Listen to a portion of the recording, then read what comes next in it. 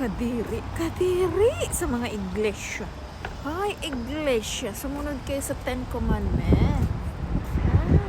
Bakit kayo sumuporta sa masamang tao? Sa kawatan, di ba? Bawal mangawat. Don't steal. Ano ba? Don't kill.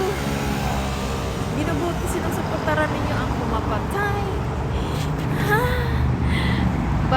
Don't witness the faults of your neighbor, di ba? Nandun yun, nasaan na ang ninyo justice.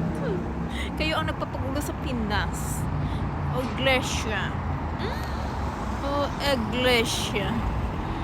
Paano nabubuhay sa abuloy? Pera-pera. Iglesia. Ano nangyari sa iglesia? Iglesia daw sila. Paluhod-luhod, paano-ano, padasal-dasal. Kulto rin kayo. Mga kulta. Pera-pera, ginamit lang yung pangalan ng Jesus Christ para sa personal intention, para magkapera, magtrabaho kayo.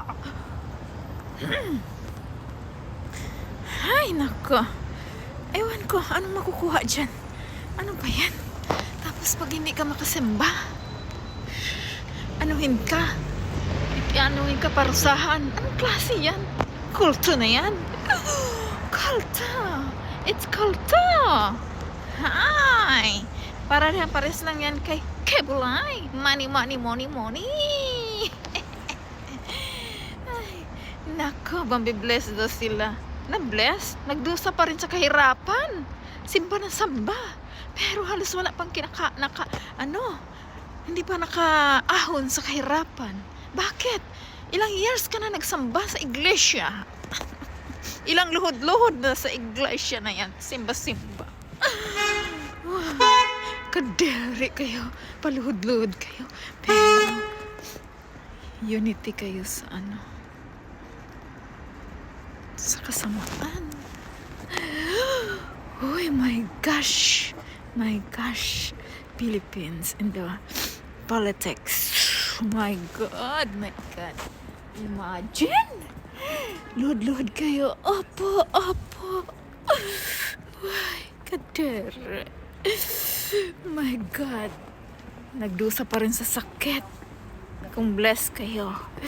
Paano ma-bless na hindi kayo sumusunod sa Ten Commandments? Bakit binubuto yung taong mamamateng tao?